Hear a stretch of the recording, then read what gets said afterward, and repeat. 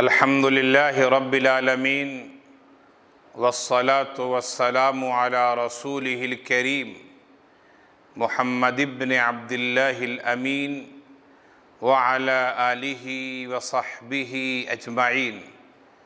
أما بعد، فإن الله تبارك وتعالى يقول في القرآن المجيد والفرقان الحميد في بداية سورة البقرة: أعوذ بالله من الشيطان الرجيم، بسم الله الرحمن الرحيم، ومما رزقناهم ينفقون. میرے دینی بھائیوں اور سامعین و سامعات، حاضرین و حاضرات، رمضان کا مہینہ ہے، یقیناً انتہائی خیر و برکت کا مہینہ ہے۔ اللہ تعالیٰ کی عبادتیں خوب سے خوب کرنے کا مہینہ ہے، اللہ کے احکامات پر اچھی طرح چلنے کے لیے معاہدہ کر لینے کا مہینہ ہے، تاکہ زندگی کے دوسرے ایام، دوسرے مہینے، دوسرے سال اچھی طرح گزر سکیں۔ اللہ تعالیٰ نے ہمیں جو احکامات دیے ہیں، یقیناً بہت سارے احکامات ہیں جنہیں ہم اوامر کہتے ہیں، بہت سارے منہیات ہیں جن سے اللہ تعالیٰ نے ہمیں اور آپ کو منع کیا ہے۔ اللہ تعالیٰ کے اوامر میں، احکامات میں ایک بڑا حکم یہ بھی ہے کہ انفاق فی سبیل اللہ، یعنی اللہ کے راستے میں خرچ کیا جائے۔ یقیناً انفاق فی سبیل اللہ کی فضیلت ہے، بہت فضیلت ہے۔ اس کے برکات کا ظہور دنیا میں بھی ہوتا ہے، اور آخرت میں تو ثواب اور اجر ہمیں انشاءاللہ ملنا ہی ہے۔ انفاق فی سبیل اللہ کی اہمیت قرآن کریم میں بھی ہے، احادیث میں بھی ہے، جس کی وجہ سے ہم نے دیکھا کہ صحابہ کرام، تابعین، تبع تابعین، علماء، صلحاء، اتقیاء اور دیگر مسلمان، عامت الناس بھی اللہ کے راستے میں خوب سے خوب خرچ کرتے ہیں، اور خرچ کرنا چاہیے۔ اللہ تعالیٰ نے یہ جو دنیا بنائی ہے، اس دنیا میں کچھ لوگ بہت مالدار بھی ہیں، کچھ لوگ غریب بھی ہیں، اور یہ اللہ کا ایک نظام ہے کہ اللہ تعالیٰ نے کسی کو مالدار بنایا، کسی کو غریب بنایا۔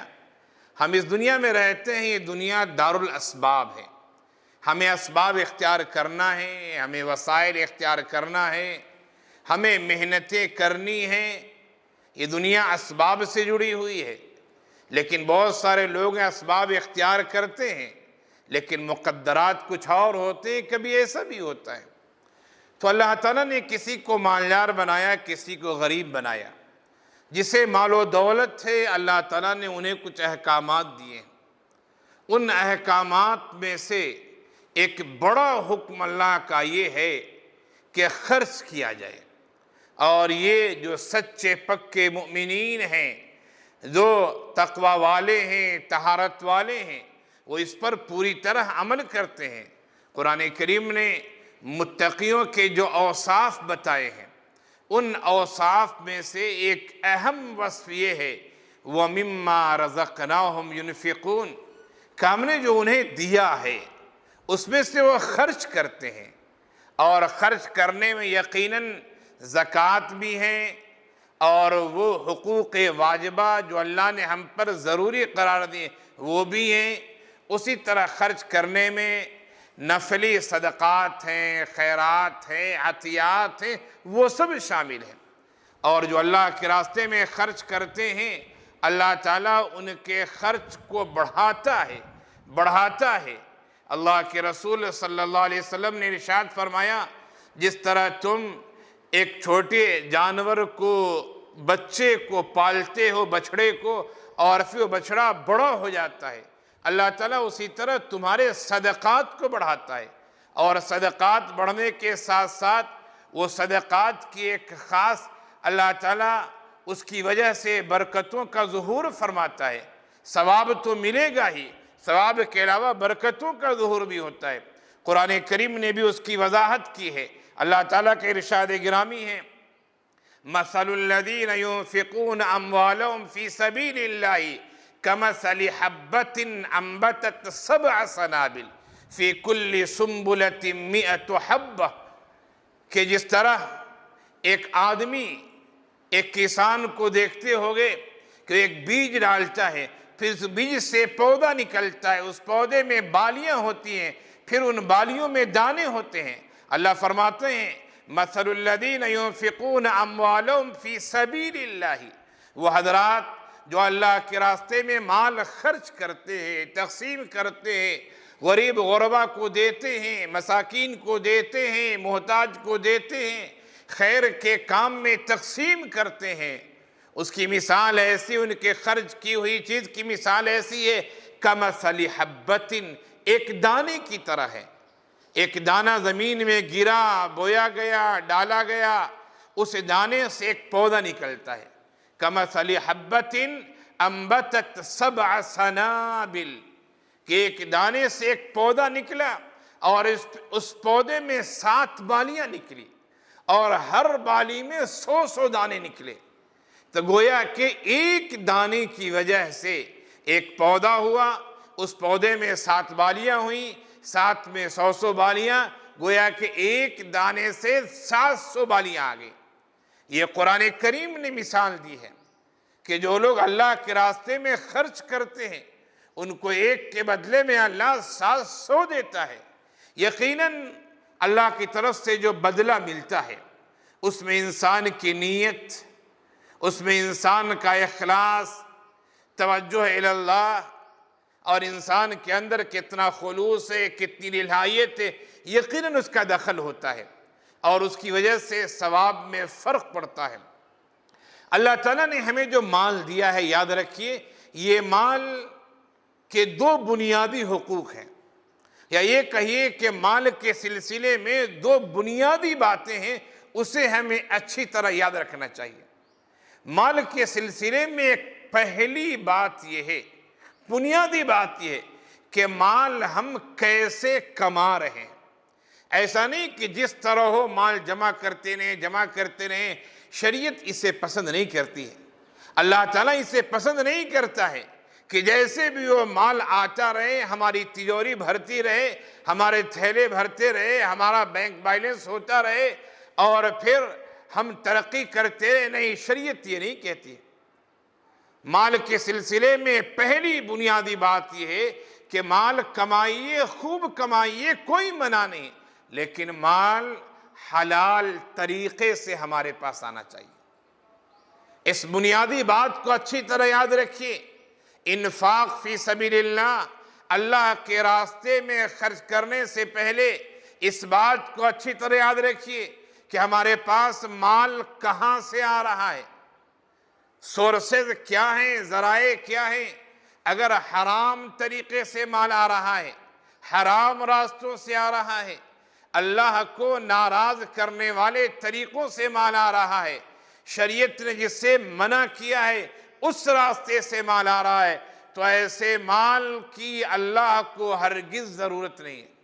ایسے مال سے کوئی فائدہ نہیں ہے، بلکہ ایسا مال ہمارے لیے وبال جان ہو جائے گا، ہمارے لیے مصیبت ہو جائے گی۔ اس لیے کہ جب حرام مال ہم نے کمایا، حرام مال ہم نے کھایا اور اس حرام مال کی وجہ سے ہمارے جسم میں جو توانائی آئی، طاقت آئی، ہمارے رگوں میں جو خون دوڑ رہے ہیں وہ حرام مال کا دوڑ رہا ہے، یقیناً ہم جب عبادت کریں گے تو ہماری عبادت بھی قبول نہیں ہوگی۔ ہم جو مال وہ خرچ کریں گے اللہ کے راستے میں، اللہ تعالیٰ اس مال کو قبول نہیں کرے گا۔ اللہ تعالیٰ مال طیب کو قبول کرتا ہے، اللہ تعالیٰ پاکیزہ مال کو قبول کرتا ہے، اللہ تعالیٰ اچھے مال کو قبول کرتا ہے، اللہ تعالیٰ گندے مال کو، حرام مال کو، ناپاک مال کو، وہ خبیث مال ہے، اللہ تعالیٰ اس مال کو پسند نہیں فرماتا ہے۔ تو مال کے سلسلے میں پہلی بات جو ہمیں یاد رکھنی ہے وہ یہ کہ مال ہمارے پاس جو آ رہا ہے اس کے سورسز کیا ہیں۔ ذرائع کیا ہے، راستے کیا ہیں؟ حلال راستے سے آنا چاہیے، وہی مال ہمارے لیے مفید ہے۔ حرام راستے سے آنے والا مال ہمارے لیے کبھی مفید نہیں ہو سکتا ہے، ہماری عبادت کو بھی وہ خراب کر دے گا اور ہمارے جسم و جان کو بھی خراب کر دے گا، ہماری دنیا اور آخرت دونوں کو حرام مال خراب کر دے گا۔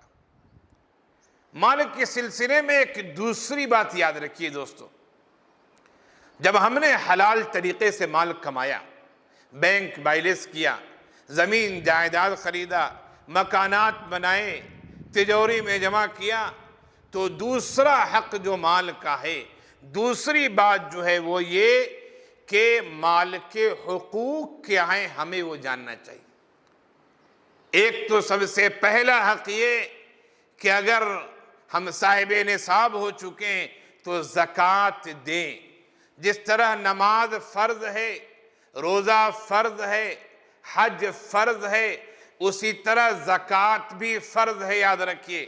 اللہ کے رسول صلی اللہ علیہ وسلم کا ارشاد گرامی ہے، بنی الاسلام علی خمس، اسلام کی بنیاد 5 چیزوں پہ رکھی گئی ہے، اور ان 5 چیزوں میں سے ایک عمل جو ہے وہ انتہائی اہم عمل، دیگر عمل کی طرح انتہائی عمل وہ بھی ہے، اور وہ ہے زکوٰۃ۔ تو مال کا سب سے پہلا حق یہ زکوٰۃ۔ اگر آپ صاحب نصاب ہیں، اگر آپ صاحب نصاب نہیں ہیں یا صاحب نصاب ہیں بھی، تو دوسرے بھی حقوق ہیں زکوٰۃ دینے کے بعد۔ اپنی ذات پر مال خرچ کرنا، اسراف نہیں ہونا چاہیے، فضول خرچی نہیں ہونا چاہیے، کنجوسی بھی نہیں ہونی چاہیے کہ خود بھی نہیں کھا رہے، اسے جمع کر رہے ہیں۔ ایسے مال سے کیا فائدہ؟ کیا آپ خود بھی اپنی ذات میں استعمال نہیں کر رہے، بھوکے مر رہے ہیں؟ اپنی ذات میں بھی استعمال کیجئے، اپنی آل و اولاد کے لیے بھی مال خرچ کیجئے، اور اسی طرح اپنے ماتحتوں کے لیے بھی خرچ کیجئے، اور ان سب چیزوں میں ثواب ملتا ہے۔ اپنے دوست و احباب پہ خرچ کیجئے، اپنے رشتہ داروں پر خرچ کیجئے، اپنے والدین پر خرچ کیجئے، یہ سب مال کے حقوق ہیں۔ بعض حقوق حقوق واجبہ ہیں، ضروری ہیں۔ زکوٰۃ دینا ضروری ہے، نہ دیں گے گنہگار ہوں گے۔ جس طرح نماز چھوڑنے میں گنہگار ہوتے ہیں، زکوٰۃ نہ دیں گے گنہگار ہوں گے، روزہ نہ رکھیں گے گنہگار ہوں گے۔ اسی طرح حقوق واجبہ میں سے ایک حق تو زکوٰۃ ہے۔ کچھ حقوق ایسے ہوتے ہیں جو حقوق نوافل ہوتے ہیں، ان حقوق نوافلہ کا بھی ہمیں اہتمام کرنا ضروری ہے۔ عام طور سے ایسا ہوتا ہے، اور بہت سارے لوگ ہیں جنہوں نے زکوٰۃ دے دی، سمجھتے ہیں چھٹی ہو گئی، بھائی پریشان ہیں لیکن بھائی پر وہ خرچ نہیں کرتے ہیں، والدین محتاج ہیں، ضرورت مند ہیں، والدین پر مال خرچ نہیں کرتے ہیں، بہن پریشان ہیں، بہن کو مال نہیں دیتے، پڑوسی پریشان ہیں، پڑوسی کے حقوق کو نہیں سمجھتے ہیں۔ ایسا نہیں ہونا چاہیے، ایسا نہیں ہونا چاہیے۔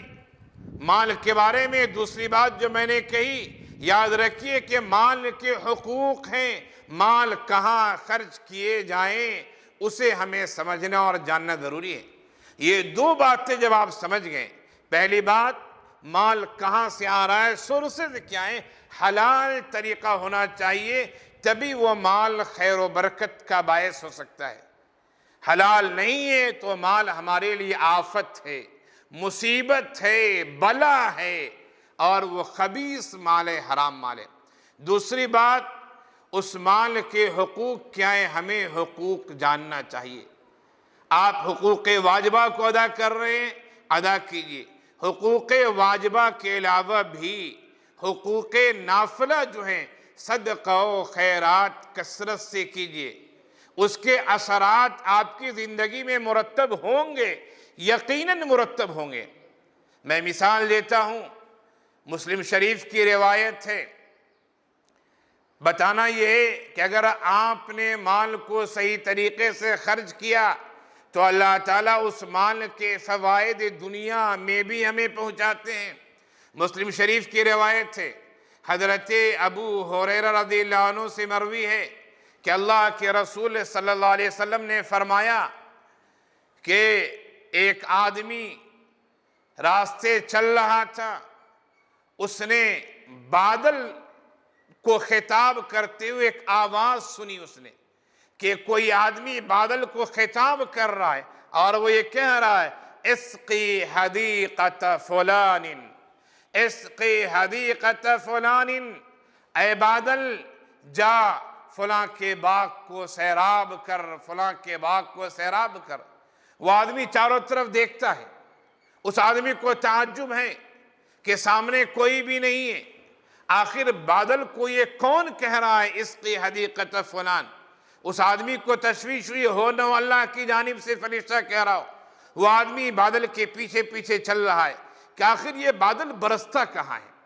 وہ آدمی چل رہا ہے، دیکھا بادل ایک اونچے ٹیلے کے پاس جاتا ہے، اور ٹیلے کے پاس جانے کے بعد بارش ہوتی ہے، اور پھر وہ بارش ٹیلے کے ایک نالے سے، ایک کنارے سے نکل کر بہنا شروع ہوتا ہے۔ وہ آدمی پانی کے پیچھے پیچھے جا رہا ہے، دیکھ رہا ہے پانی ایک باغ کے پاس پہنچ رہا ہے، ایک آدمی وہاں کدال لے کر، پھاوڑا لے کر کھڑا ہے، وہ پانی کے رخ کو موڑ رہا ہے اور اپنے باغ کی طرف کر رہا ہے۔ اس آدمی نے اس آدمی کو دیکھا، جو آدمی نے بادل کی آواز سنی تھی، اس نے باغ والے آدمی کو دیکھا اور اس سے پوچھا تمہارا نام کیا ہے ذرا بتاؤ۔ باغ والے نے اپنا نام بتایا۔ پھر باغ والے نے کہا کہ بھائی تم نے میرا نام کیوں پوچھا؟ آخر نام پوچھنے کی وجہ کیا ہے ذرا بتاؤ۔ تو پھر اس آدمی نے پوری بات بتائی کہ دیکھو میں راستے سے گزر رہا تھا، میں نے دیکھا کہ ایک آواز آئی ہے، جو آواز بادل کو خطاب کر رہی ہے، اور بادل سے آواز یہ کہہ رہے اسقی حدیقت فلان، فلاں آدمی کے باغ کو سیراب کرو۔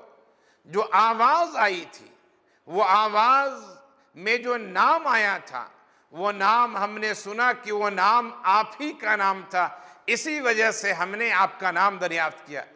میں آپ سے یہ پوچھنا چاہتا ہوں آخر آپ کون سا عمل کرتے ہیں، آپ کون سا کام کرتے ہیں کہ سارے باغ خشک نظر آ رہے ہیں، ساری کھیتیاں خشک نظر آ رہی ہیں، ساری زمین خشک نظر آ رہی ہے، لیکن آپ کے باغ کے لیے بادل کو خطاب کیا جا رہا ہے اور بادل کو آپ کے باغ کے لیے برسنے کو کہا جا رہا ہے، کون سا عمل ہے؟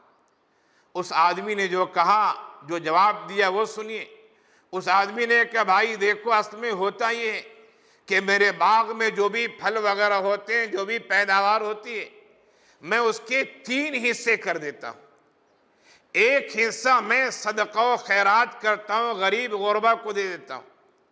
دوسرا حصہ اپنی ذات کے لیے، اپنے اہل و عیال کی رکھتا ہوں، اور تیسرا حصہ میں کھیت کی رکھتا ہوں، اسی سے پھر آئندہ میں کھیتی کرتا ہوں۔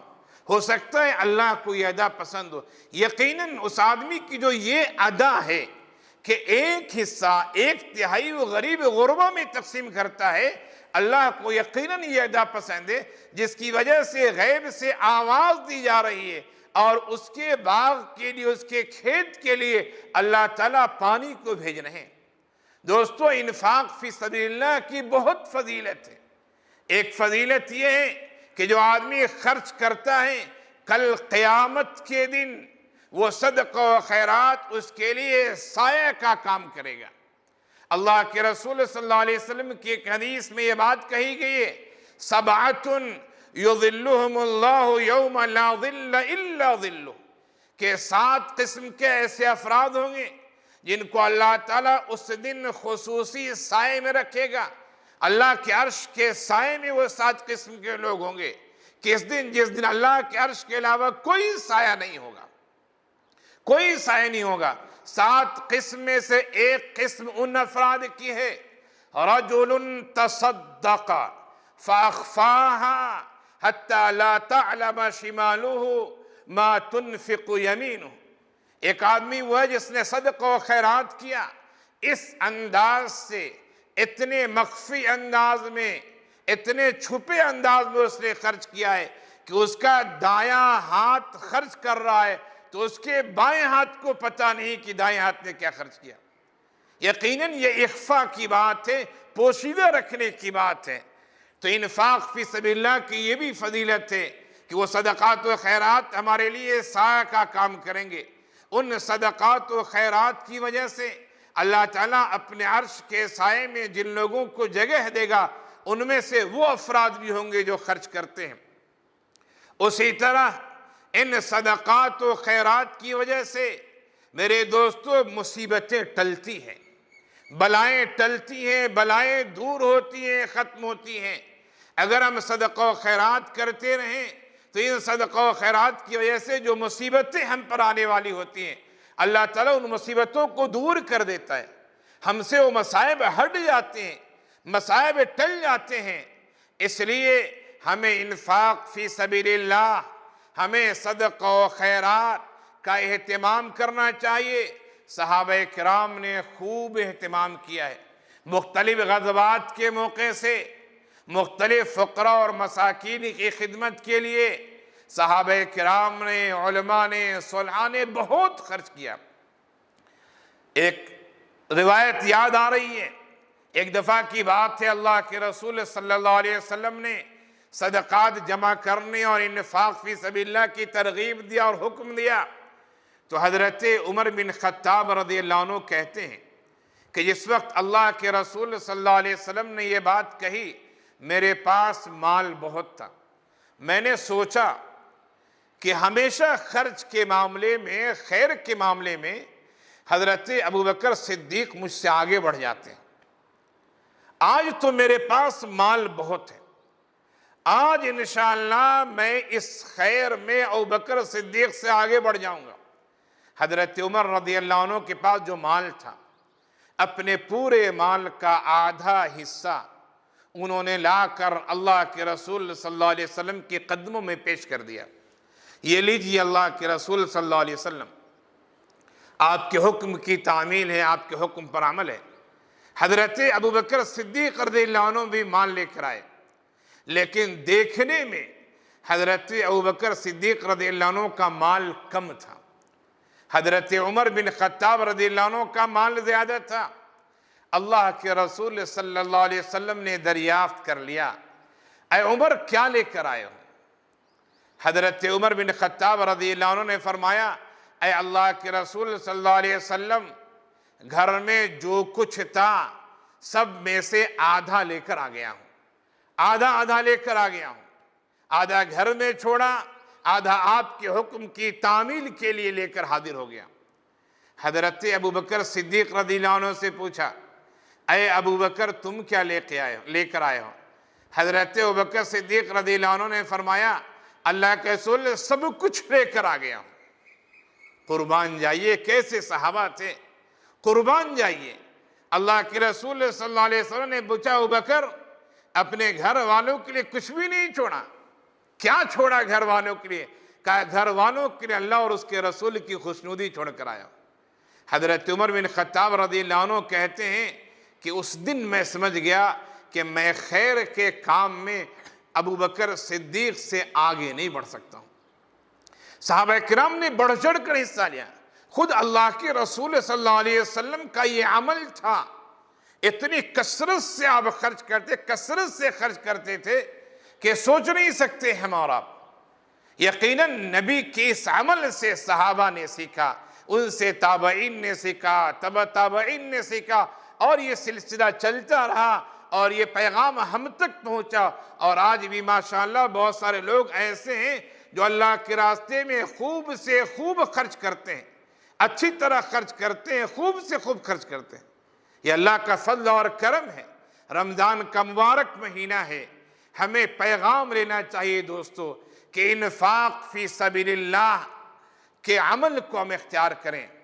ایک روایت مجھے یاد آتی ہے، اللہ کے رسول صلی اللہ علیہ وسلم کے پاس ایک صحابی آتے ہیں، ایک آدمی آتے ہیں اور کہتے ہیں اللہ کے رسول مجھے کچھ دیجئے۔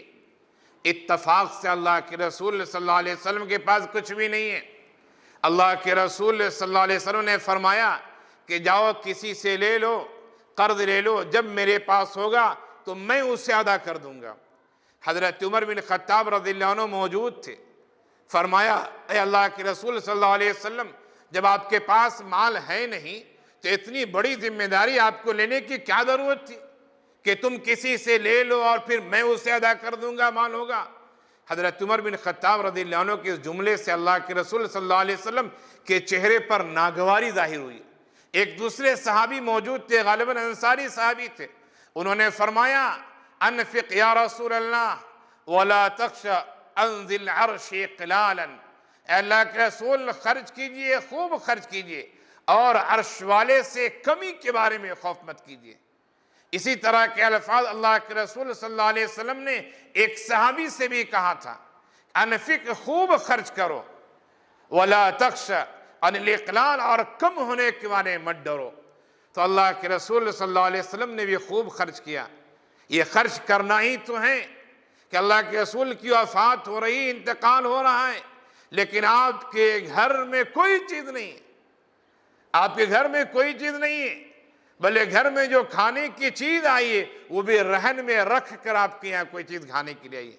قربان جائیے نبی کریم صلی اللہ علیہ وسلم پر، صحابہ کرام پر، تابعین و تبع تابعین پر، علماء کرام پر، اور اسی طریقے سے اولیاء دین پر، بزرگان دین پر، کہ انہوں نے کیسے انفاق کی مثالیں پیش کی ہیں اور کیسی کیسی مثالیں دی ہیں۔ دوستو، انفاق کے بہت راستے ہیں، خرچ کرنے کے بہت راستے ہیں، کیسے خرچ کیا جائے، کہاں خرچ کیا جائے۔ مثال کے طور پر خرچ کرنے کا ایک راستہ یہ ہے کہ آپ مساجد کی تعمیر کریں، جہاں دیکھیں مساجد نہیں ہے، ضرورت ہے، آپ تعمیر کریں، یا مساجد کی توسیع کی ضرورت ہے، آپ اس میں روپے پیسے خرچ کریں۔ مسجد کی تعمیر کی بہت فضیلت آئی ہے، من بنا للہ مسجدا بن اللہ لہ بیتا فی الجنہ، جو اللہ کے لیے مسجد کی تعمیر کرتا ہے اللہ تعالیٰ جنت میں اس کے لیے گھر تعمیر کرتے ہیں۔ تو حقوق واجبہ کو کرنے کے ساتھ ساتھ نفلی کام بھی کیجئے، مساجد کی تعمیر کیجئے، آپ کے رشتہ دار ہیں، غریب غربا ہیں، ان پر خرچ کیجئے، آپ کے سماج میں، علاقے میں، گاؤں محلے میں، شہر میں جو یتیم بچے ہیں ان کی پرورش میں، پرداخت میں، ان کو تعلیم دینے میں، ترقی دینے میں آپ اپنے مال کو خرچ کیجئے، ان کی کفالت لیجئے۔ جو بیوائیں ہیں ان کے لیے وظائف مقرر کیجئے، جو غریب اور محتاج ہیں، پریشان حال ہیں، ان کی غربت کو دور کرنے کے لیے کوششیں کیجئے، کاروبار کر دیجئے ان کے لیے، اتنے وسائل ان کے لیے اکٹھا کر دیجئے کہ ان کے لیے پھر غربت اور پریشانی، مفلسی دور ہو جائے۔ اسی طرح خیر کا ایک کام یہ بھی ہے، دینی کتابیں ہیں، دینی کتابوں کو شائع کرائیے، دینی کتابوں کو عام کیجئے۔ کتنی زبانیں ایسی ہیں جن میں کتابیں مزید شائع ہونے کی ضرورت ہے، لیکن مالیات کے نہ ہونے کی وجہ سے لوگ جو ہے شائع نہیں کر پا رہے ہیں۔ دینی کتابوں کو شائع کیجئے۔ اسی طرح خاص طور پر یہ جو مدارس چل رہے ہیں، مکاتب چل رہے ہیں، ان مدارس اور مکاتب پر اپنے مال خوب سے خوب خرچ کیجئے۔ آپ خود عالم نہ بن سکے، آپ خود ایسے نہ ہو سکے جن کے بارے میں کہا گیا خیرکم من تعلم القرآن وعلمہ، ایسے نہیں ہو سکے تو جو عالم بن رہے ہیں، جو تعلیم و تربیت میں لگے ہوئے ہیں، ایسے اداروں پہ، تنظیمات پہ، تحریکات پر آپ مال خرچ کیجئے۔ آپ مال خرچ کریں گے تو پھر وہ ادارے کام کریں گے، وہ ادارے سماج کے لیے بہتر بنیں گے۔ اور اسی طرح یاد رکھیے، آپ کے گاؤں محلے میں، علاقوں میں علماء ہیں، ائمہ ہیں، صلحاء ہیں، جن کے پاس مال کی پریشانی ہے، لیکن ان کی غیرت گوارا نہیں کرتی کہ وہ کسی کے سامنے اپنی زبان کھول سکیں، ان کی غیرت گوارا نہیں کر سکتی ہے۔ ایسے افراد کے بارے میں معلوم کریں، ایسے علماء کے بارے میں معلوم کریں، ایسے ائمہ کے بارے میں معلوم کریں، ایسے نیک لوگوں کے بارے میں، دینداروں کے بارے میں معلوم کریں، اور پھر آپ خاص انداز میں، مخفی طور پر، پوشیدہ طور پر ان کو دیں، ہدیہ دیں، تحفہ دیں، عطیہ دیں، صدقات نافلہ دیں، یقیناً آپ کو ثواب ملے گا۔ انفاق کے ایک راستے نہیں دوستو، انفاق فی سبیل اللہ کے سینکڑوں راستے ہیں جیسے بتاؤں آج کل جو حالات چل رہے ہیں، کورونا وائرس کی وجہ سے لوگ پریشان ہیں. کتنے ایسے مریض ہیں جو پیسے نہ ہونے کی وجہ سے ان کا علاج صحیح نہیں ہو رہا ہے. آپ ایسے مریض کے بارے میں معلوم کریں. کتنے ہمارے نوجوان ایسے ہیں جو غریب ہیں، پڑھے لکھے ہیں، بے گناہ ہیں، ان کو جیل کی کال کرسیوں میں ڈال دیا گیا ہے، کوئی جرم ان کا نہیں ہے. آپ ایسے لوگوں کے لیے مال خرچ کریں، انہیں جیل سے نکالیں، انہیں باہر نکالنے کا ذریعہ بنے. دوستو یہ بھی انفاق فی سبیل اللہ ہے. انفاق فی سبیل اللہ کے میں نے بتائے کہ ایک دو نہیں سینکڑوں راستے ہیں. اگر آپ کو وہ راستے سمجھ میں نہ آئیں تو آپ علماء سے ربط کریں، آپ دینداروں سے ربط کریں، اپنے ائمہ سے ربط قائم کریں، مفتیان کرام سے ربط قائم کریں، تنظیمات اور تحریکات والوں سے ربط قائم کریں، آپ اہل مدارس سے ربط قائم کریں. وہ آپ کو یہ راستے بتائیں گے کہ کون کون سے راستے ہو سکتے ہیں. دوستو یہ پیغام ہے، اس پیغام کو آپ مضبوطی سے اپنے ذہن و دماغ میں بیٹھا لیجئے. پہلا پیغام کہ مال حلال طریقے سے آنا چاہیے، حلال طریقے سے. حرام طریقے کو اللہ کبھی پسند نہیں کرتا ہے.